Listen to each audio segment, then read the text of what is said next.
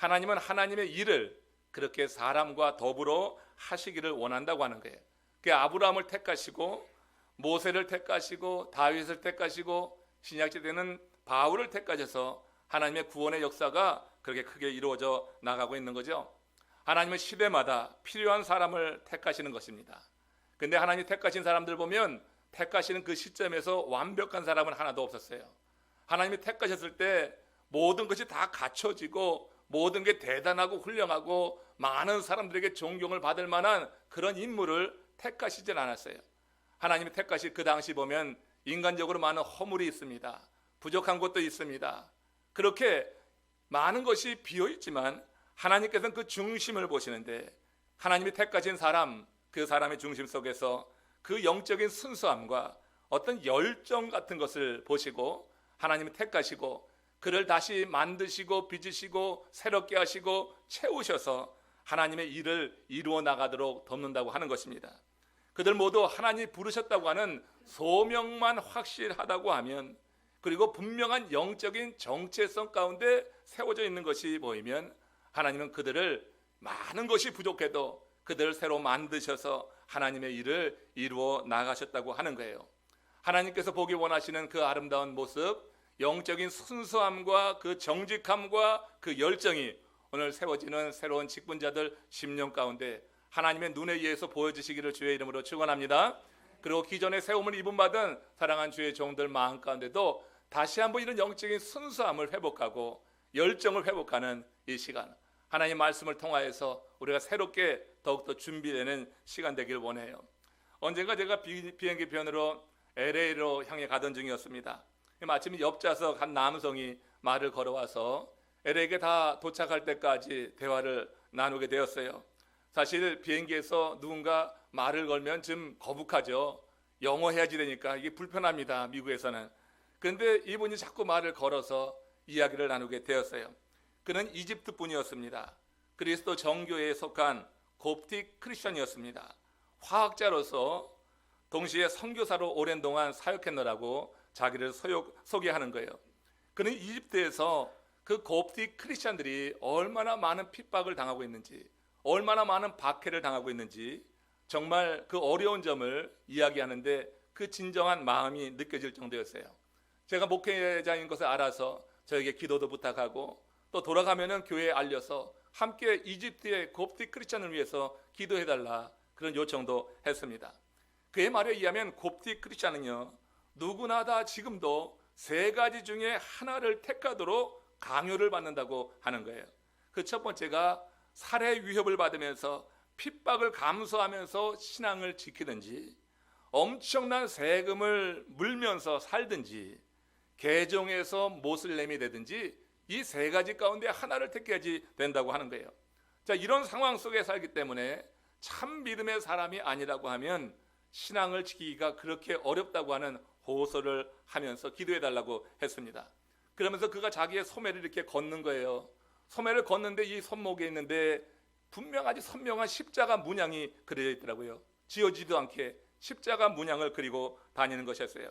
그 십자가 문양을 보면서 자신들이 박해를 당하고 어려움을 겪을 때마다 서로 십자가 문양이 있는 사람들 격려하면서 그 공동체 안에서 힘을 얻어서 자신들의 신앙을 지켜나간다 하면서 문양을 새긴 이유를 설명했습니다. 영적인 순수함입니다. 그 열정입니다. 하나님의 일을 향한 그와 같은 마음을 읽으면서 마음의 감동도 받았고요, 또 도전도 받았습니다. 오늘 세움을 입게 되는, 또 임명하게 되는 우리 임직자들, 집사님, 권사님, 장로님, 여러분들이 바로 이런 영적인 순수함과 열정으로 좀 새로워지길 원해요. 하나님은 그런 열정과 순수함을 보시고 지금 부족해도 내가 이 직분 감당하기 어렵다고 스스로 고백하는 것이 마땅하죠. 그렇게 고백할 수밖에 없죠.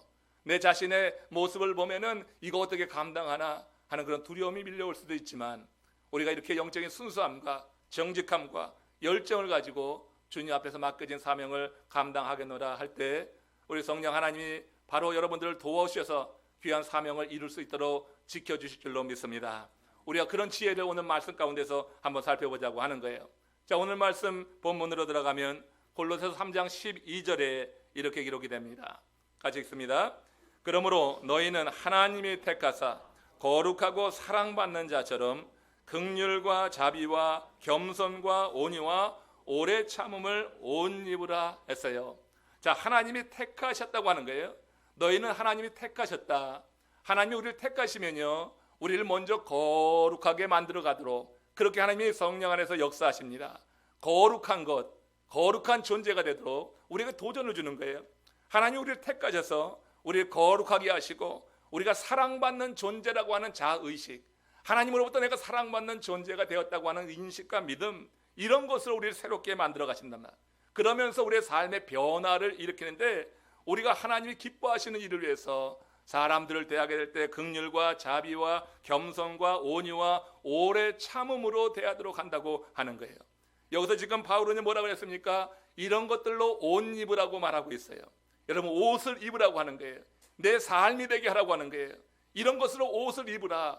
하나님의 택하신 자는 하나님이 거룩하게 하시고 하나님의 사랑받는 존재로 인식되면서 하나님의 은혜 안에서 영적인 감동을 받으면서 이런 것으로 옷 입고 살아가게 될 때 하나님이 택하신 사람으로서 이 땅에 하나님의 뜻을 이루며 살 수 있다고 하는 것입니다.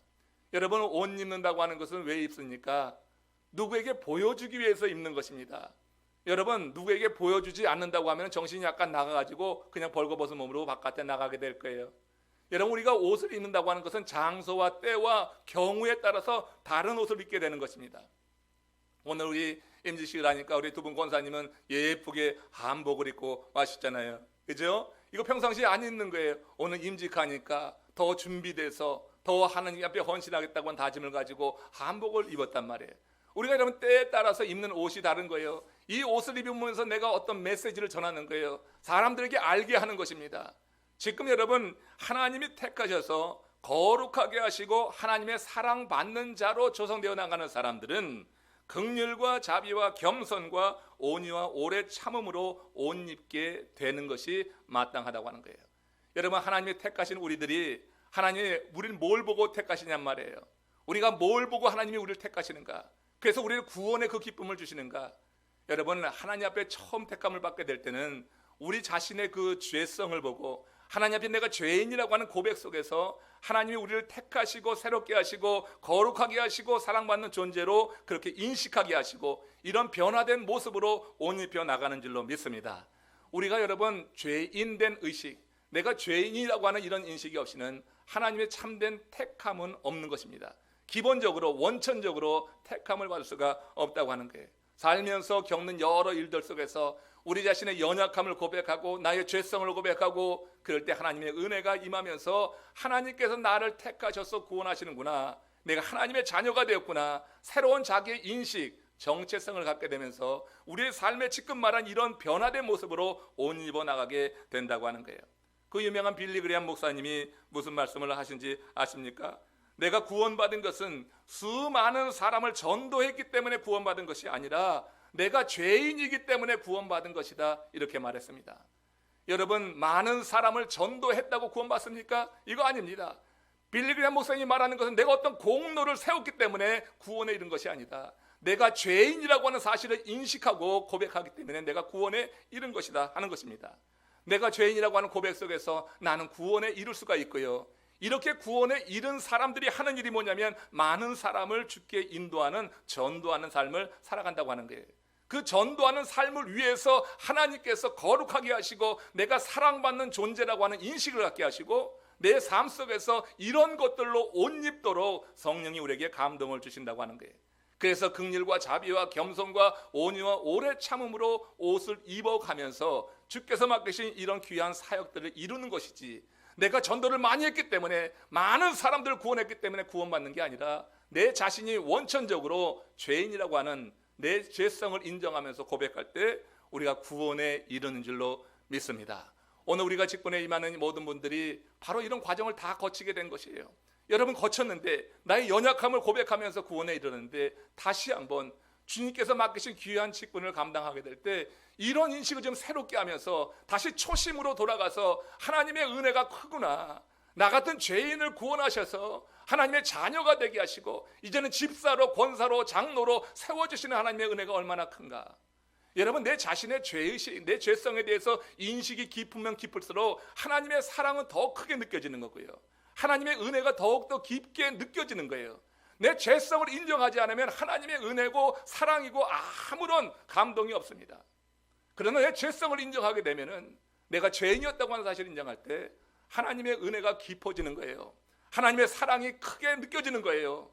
여러분, 직분을 감당하기 위해서 하나님의 은혜가 크게 느껴져야지 그 직분으로 말미암은 짐을 지어 나갈 수가 있는 거고, 하나님의 사랑에 대한 확신이 있을 때 그 직분을 감당하면서 맡게 되는 많은, 곱디 크리스찬 같지는 않지만 지금 미국 내에서 우리가 직분을 감당하면서도 당하게 되는 많은 어려운 일들을 능히 지고 나갈 수 있는 능력을 얻게 되는 줄로 믿습니다. 여러분, 이렇게 귀한 사명을 감당하기 위해서 이처럼 긍휼과 자비와 겸손과 온유와 오래 참음으로 옷 입고 나가는 그런 은혜, 그래서 주님 앞에 다시금 세워지는 이 시간 되었으면 참 좋겠어요. 내 자신의 연약함 인정하는 것은, 이건 여러분 부끄러운 일이 아니에요. 세상 사람들 앞에 인정하는 것은 약점 잡히는 일로 여겨서 사람들이 웬만하면 자기의 잘못을 인정하려 하지 않습니다. 세상의 인간관계에서 자기의 잘못 그렇게 인정하려고 하지 않는 거예요. 그러나 여러분, 하나님 앞에 나와서 거룩하신 하나님의 존전 앞에 설 때 우리가 어떻게 의롭다고 내 입으로 그렇게 말할 수가 있어요? 하나님이 우리를 의롭게 봐주시는 것뿐이지 어떻게 내가 의롭다고 고개를 빳빳이 들 수가 있어요? 하나님 앞에 나오면 그저 죄인이라고 하는 고백, 살면서 지은 여러 가지 일에 대해서 고개 숙여서 회개하면서 하나님의 은혜를 더 많이 누려야 될 줄로 믿습니다. 이런 고백 속에서 하나님은 우리를 세우셔서 빌리그레암 목사님만 왜 그렇게 쓰시겠어요? 바로 오늘 세움을 받는 여러분들도 그렇게 하나님께서 쓰실 수 있는 거예요. 내 자신에 대한 인식, 그리고 내가 새롭게 변화되어서 새로운 가치를 가졌다고 하는 이와 같은 믿음, 이것 두 가지가 필요하다고 하는 것입니다. 쓸모없어서 버려진 폐품들을 모아 짜맞추는, 그래서 예술행위가 있습니다. 이것을 일명 어셈블리지라고 합니다. 어셈블리라고 하는 전문 용어를 쓰는데, 쓰레기통에 처박혀 있던 누군가 버렸던 어떤 폐품들이 세상의 조명을 받는 거예요. 그리고 사람들의 마음에 감동을 일으킵니다. 그 여러분, 예술이 어셈블리지라고 하는 거예요. 예술가의 손을 거쳐서 그 폐품이 작품으로 변화된다고 하는 거예요. 이렇게 예술가의 손에서 재탄생된 이 폐품의 가치는 그것이 갖고 있는 원래의 가치와는 상상이 안 되는 많은 큰 가치를 갖게 된다고 하는 거예요. 근데 여러분, 가만히 생각해 보면은 그런 거 아닙니까? 우리가 여러분 바로 쓸모없이 버려졌던 그런 폐품 같은 존재여서, 구약에서는 우리를 먼지라고 하고 터럭이라고 하고 티끌이라고 하고 그렇게 표현도 합니다. 한번 어셈블리지 한번 보여주세요. 바로 이렇게 버려졌던 우리 존재들이에요. 이 어셈블리지 작품 가운데 하나인데, 이게 여러분 테니스 라켓이 있고 또 전화 배려 있고 다이어리 있고 여러 가지 버려진 것들을 하나 어우려서 어떤 이렇게 볼 때 뭔가 작품의 그런 느낌을 갖게 하고, 여기서 사람들이 은혜도 느끼고, 이런 작품을 보면서 그래, 여기 있는 하나의 부품들이, 하나의 요소가 바로 나지, 이렇게 생각하면은 이 작품을 바라보면서 은혜가 있고 또 감동이 생길 수 있는 것입니다. 여러분, 우리가 바로 그렇게 버려졌던 폐품처럼 가치 없는 존재일 수 있었습니다. 죄악 가운데 있었기 때문에 그렇다고 하는 거예요. 근데 하나님께서 독생자를 보내주셨어요. 그게 우리 죄를 대속하셨어요. 쓰레기통에 처박혀 있어서 많은 때가 묻어 있었던 우리들을 그 보혈로 씻어 주셨어요. 세상에 더러운 때들이 있었는데 그걸 깨끗하게 보혈로 씻어 주셨어요. 그리고 씻으신 이후에 우리에게 성령을 부어주시는 거예요. 성령을 부어줘서 우리로 하여금 활기 있게 하시고, 우리로 하여금 어떤 주님의 은혜를 더욱더 사모하게 하시고, 성령을 부어주시면서 쓸모있는 작품으로 만들어 가셨다고 하는 거예요. 이게 여러분 하나님의 선택이라고 성경에서는 말하고 있는 거예요. 우리가 다 그런 존재였어요.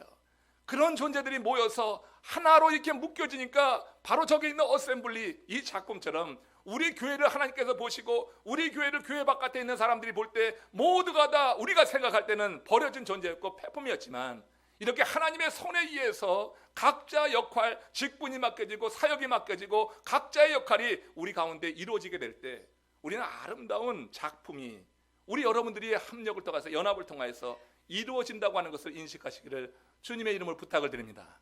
그래서 오늘 세워지는 여러분들뿐만 아니라 이왕에 있는 우리 직분자들이 정말 각자의 역할, 내가 있어야 될 그 자리에 있을 때 성령 하나님이 지도자가 되셔서 우리에게 감동을 주시고 세워주실 때 그 자리에 나를 지킴으로 말미암아 전체적인 조화를 이루어서 아름다운 영적인 어셈블리지, 이것이 바로 우리 교회가 되었으면 하는 그런 소망이 있는 것입니다.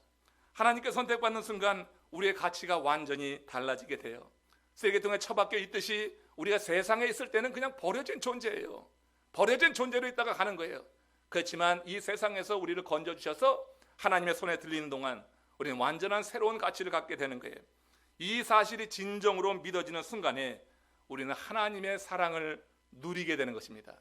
이 사실이 믿어지지 않으면 아무리 많은 시간 교회를 다니고 우리가 뭔가 누리려고 해도 누릴 수가 없어요. 내 자신이 정말 이렇게 버려졌던 존재지만 하나님께서 나를 건져주셔서 내가 새로운 옷을 입고 새로운 존재로 새로운 가치를 갖고 산다고 하는 것이 인정되고 믿어질 때 하나님의 사랑은 깊어지는 것이고 하나님의 은혜가 더욱더 크게 느껴지는 거예요. 그러면서 여러분 우리가 성화라고 하는 것을 이루어 나가는 거예요. 성화는 모든 사람이 이루는 게 아니에요. 내가 죄인 되었었는데 하나님께서 나를 그렇게 큰 값을 치르시고 구원해 주셔서 내가 이제 새로운 존재가 되었다고 하는 인식, 이 인식과 믿음, 여기서부터 성화가 시작되는 거예요. 이 인식이 없으면 절대 성화가 되질 않아요. 오랜 시간만 보내는 것이지 성화가 이루어지질 않는 거예요.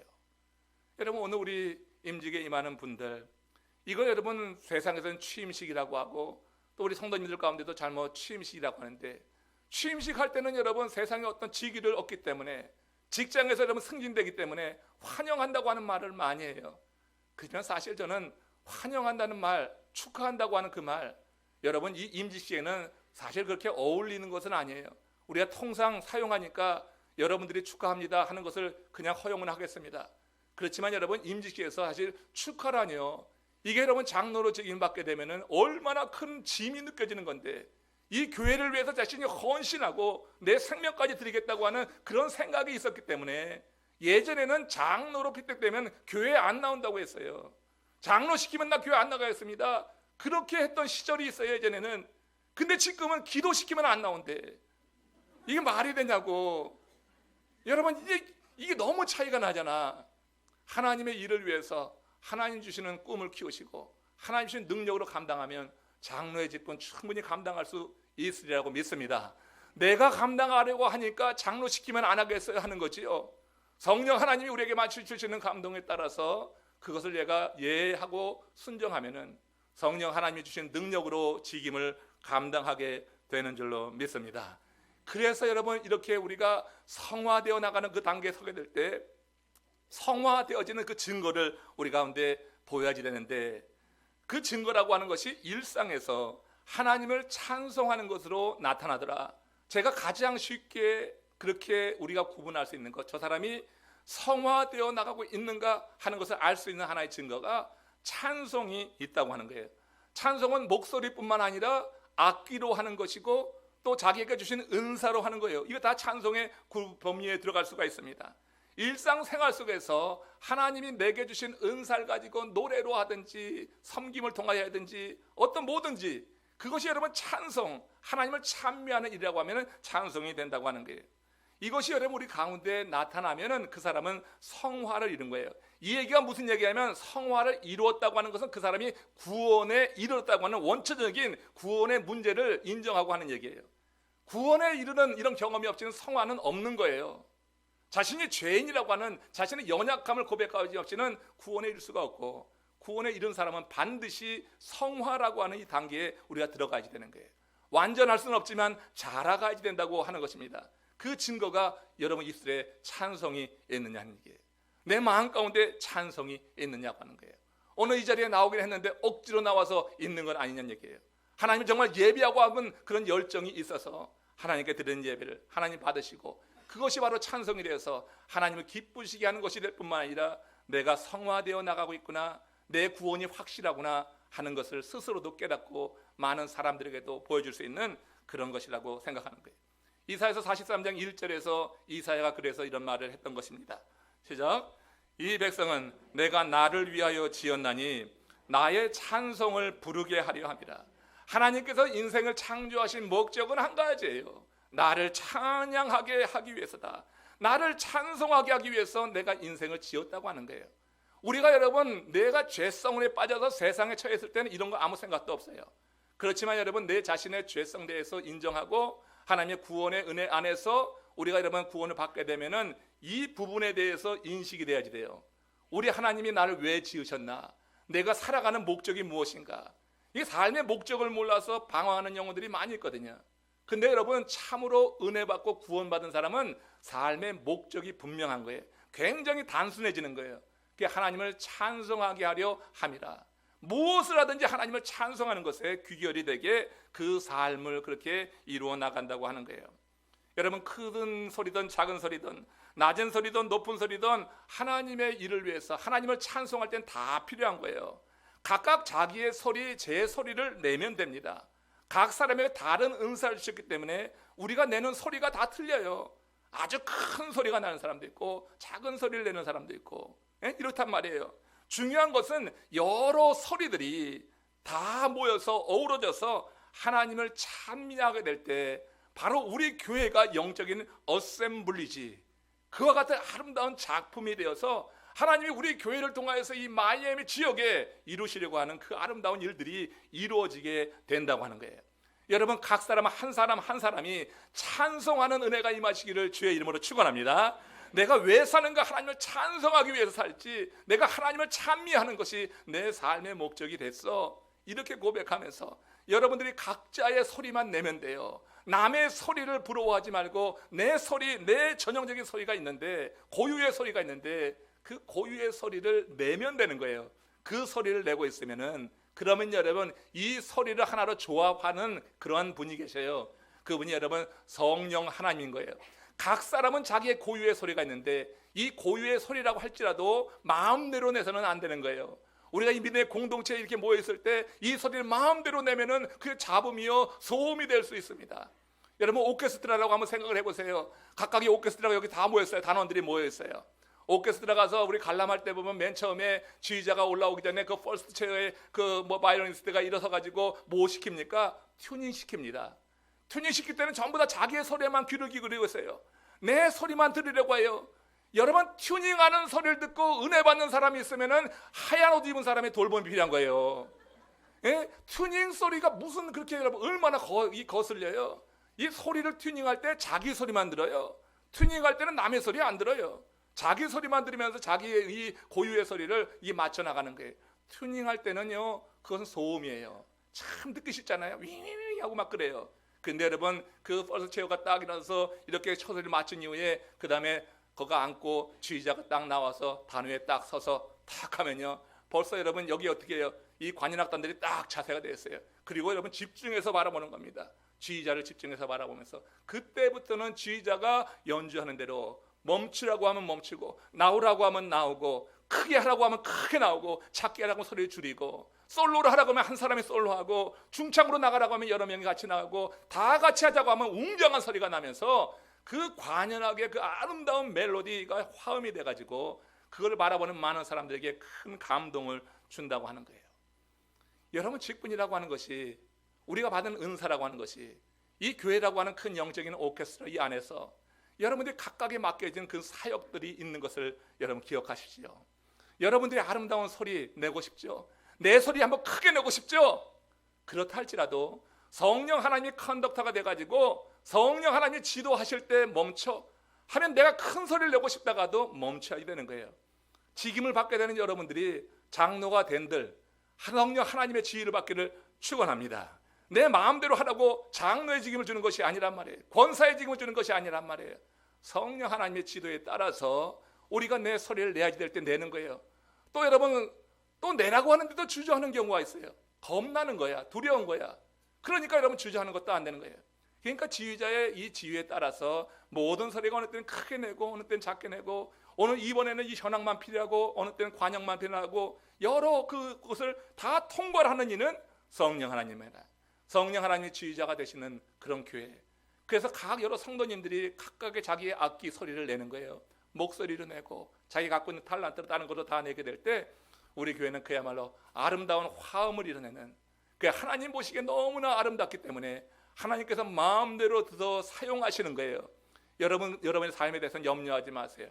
이런 부분에 대해서 이와 같은 아름다운 일에 여러분 참여한다고 하면 하나님께서는 그 이후의 일을 하나님이 책임진다고 약속했던 것입니다. 여러분, 하나님이 지으신 것 가운데 의미 없는 것은 하나도 없다고 하는 거예요.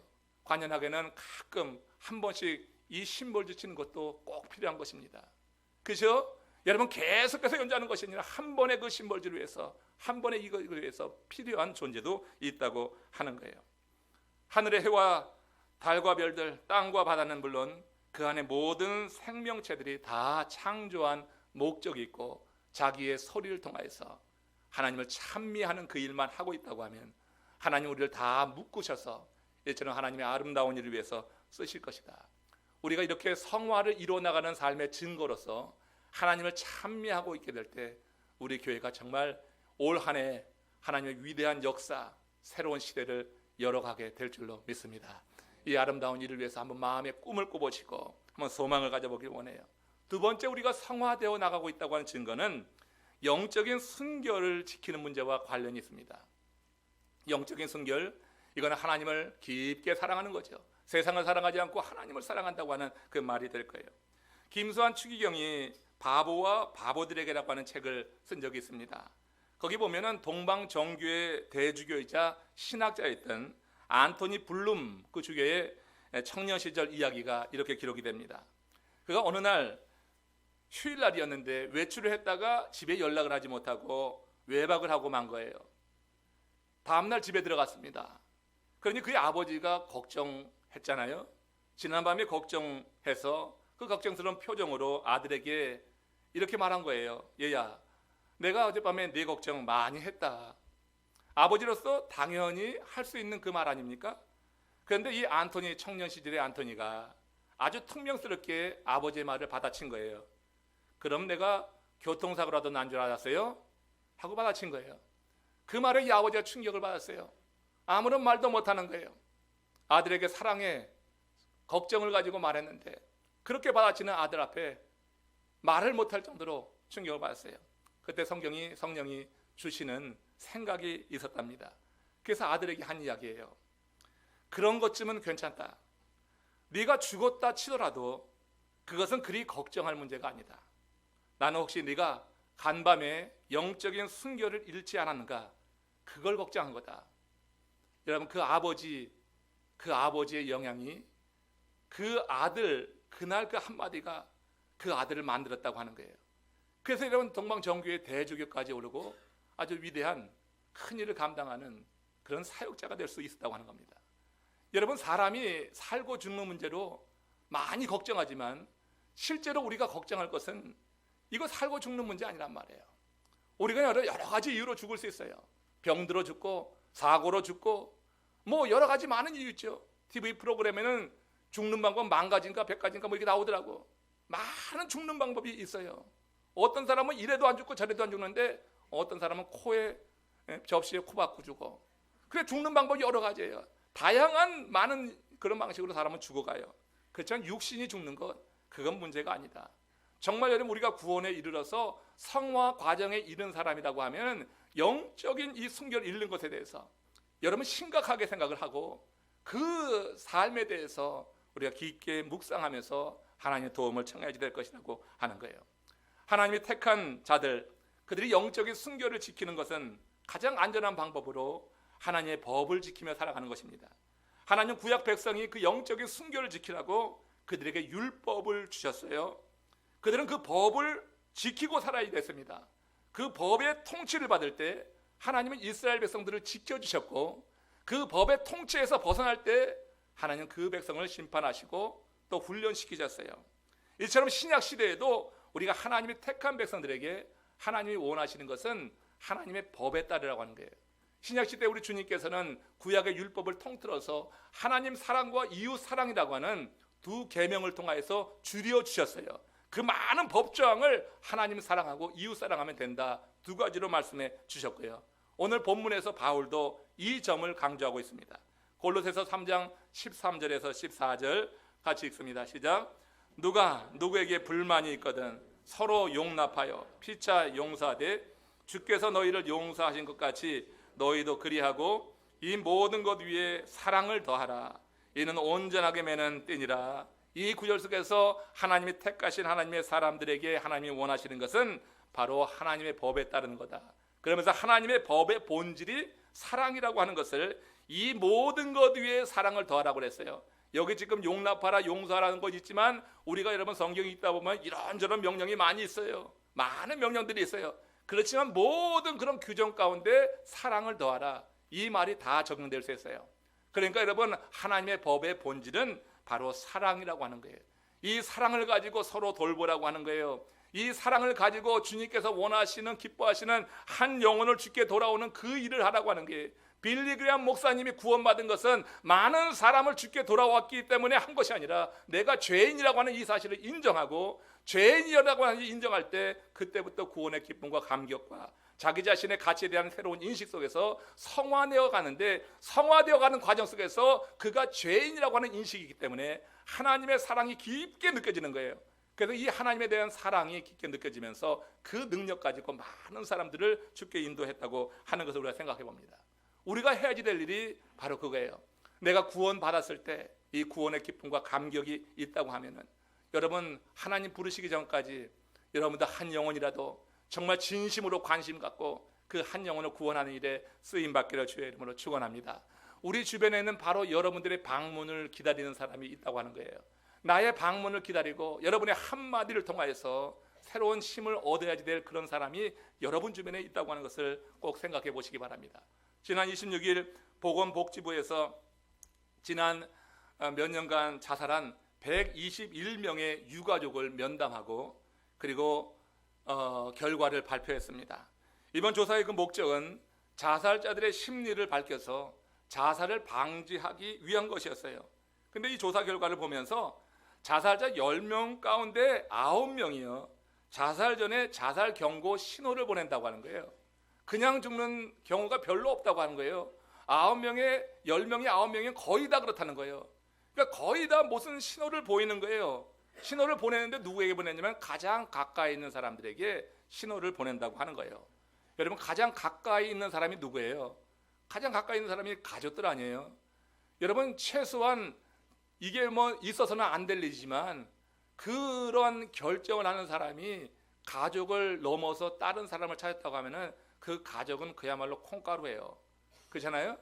여러분 가장 가까이 있는 사람에게 자기의 그런 마음을 알리고 자살 경고 신호를 보낸다고 하는데 불행하게도 유가족 가운데 81%는 이 신호를 전혀 알아채리지 못했다고 하는 거예요. 그들이 보내는 그런 자살 경고 신호가 뭐냐면은 평소에 하지 않던 말을 한다고 하는 거예요. 오늘 올 때 혹시 평소에 듣지 않던 말을 여러분의 남편에게 들었습니까?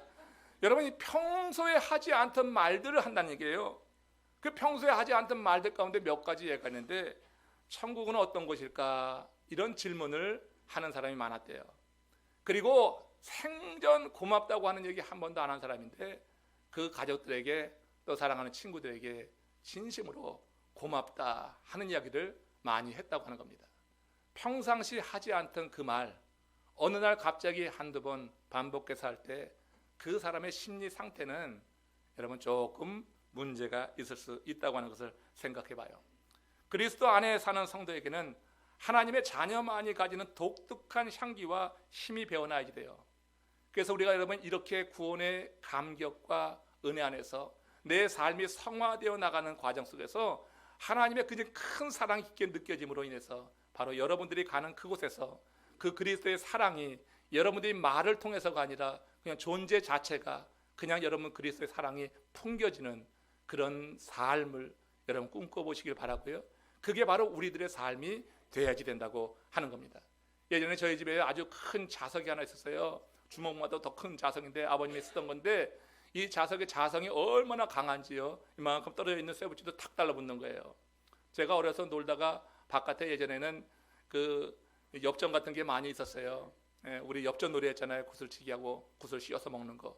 근데 엽전을 주워다가 아버지 그 자석 있는 데가 넣었는데요. 그리고 한 뭐 며칠 지난 것 같아요. 그리고 나서 그 엽전을 뗐어요. 이 엽전은 원래 자성이 있어요, 없어요? 자성이 없는 거예요. 근데 아주 강력한 자성이 있는 자석과 며칠을 같이 붙어 있었더니 이걸 떼는데 원래 자성이 없는 것이 자성이 생겨서 조그만 쇠붙이 있잖아요. 그걸 갖다 대면 이 엽전에 그 쇠붙이가 딱 달라붙더라고요.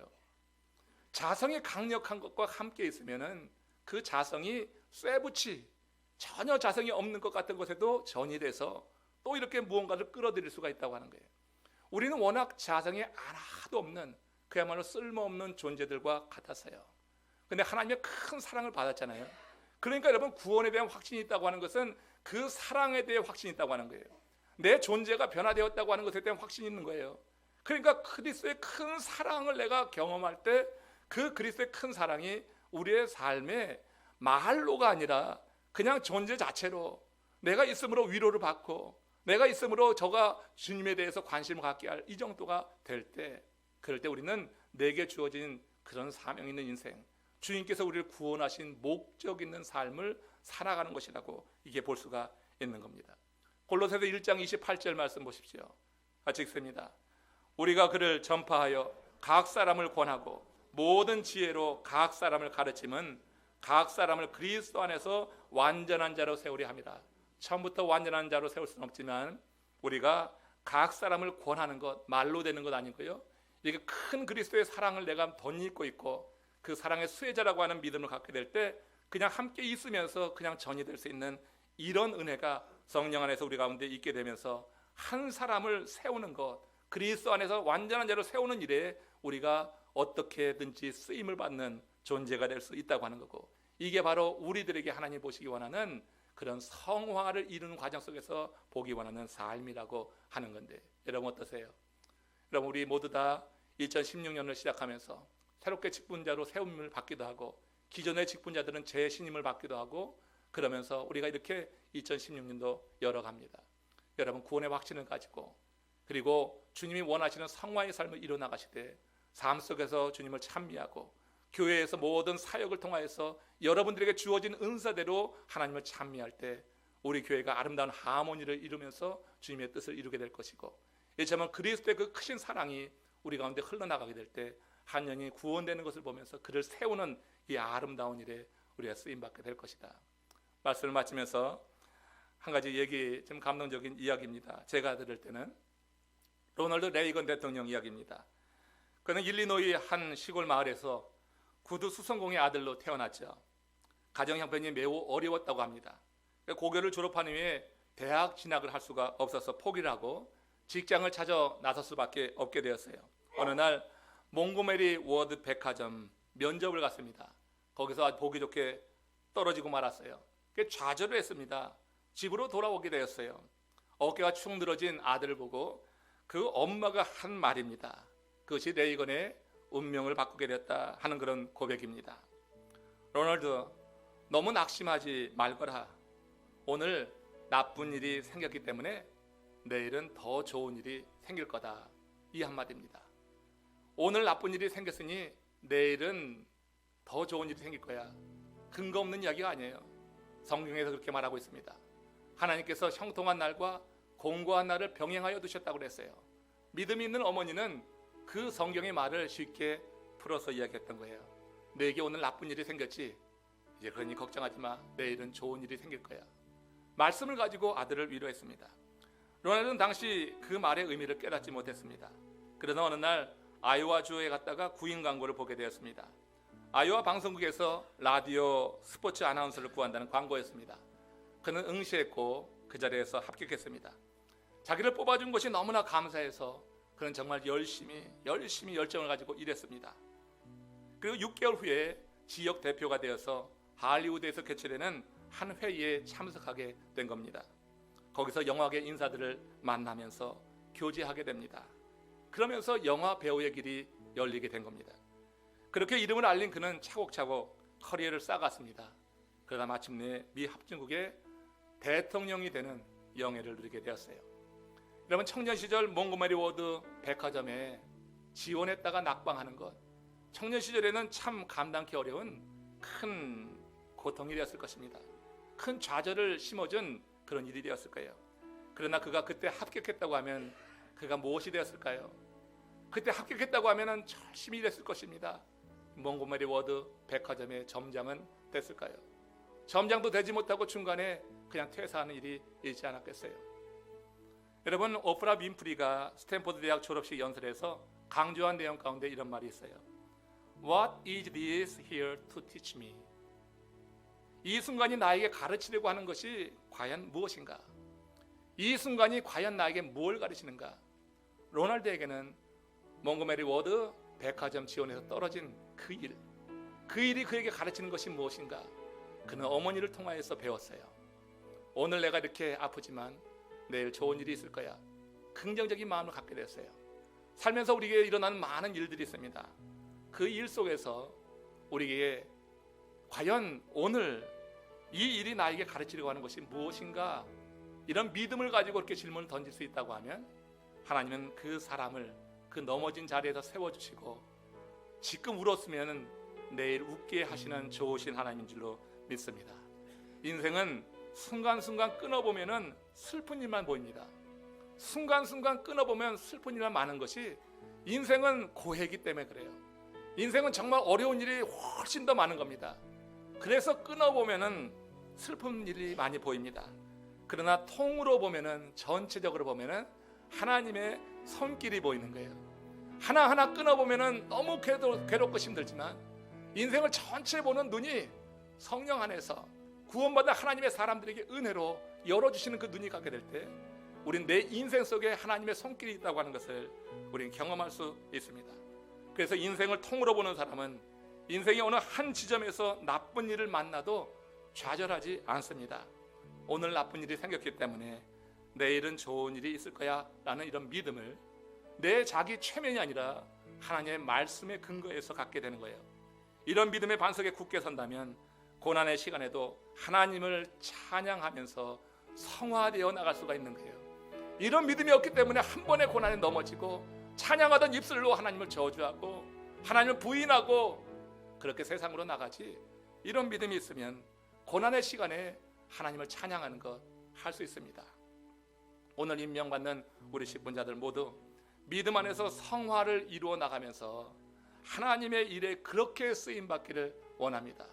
내 기분대로 하는 것이 아니라 성령 하나님이 지도하는 대로 내가 원치 않아도 나가라고 하면 나가고 멈추라고 하면 멈추고, 그런 일을 우리가 행해 나갈 때 바로 여러 직분자들을 통하여서 우리 교회가 정말로 아름다운 하모니를 이루는 그런 90점이 되고, 여러분들 헌신을 통하여서 하나님은 우리 교회를 통하여서 큰 일을 이루시고 영광을 거두게 될 줄로 믿습니다. 이런 삶이 우리 가운데 꿈꾸어지고요, 오늘 이 예식을 통하여서 하나님께서 그런 마음을 우리 마음 가운데 가득 채워주시기를 주의 이름으로 축원합니다.